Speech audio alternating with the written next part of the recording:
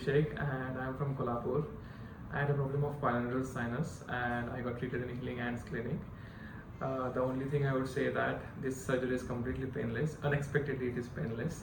I was so afraid that this would be very painful and all, but Dr. Ashwin gave me confidence and also guarantee that it would be painless. And as he said, like post surgery, I was mostly afraid for the post surgery as the wound remains open for around 30 to 60 days. And 2 point of contacts, Dr. Farhan and Dr. Abhishek also helped me a lot for whatever I needed, and like whatever they were always available for whenever I felt like to ask them a question or so.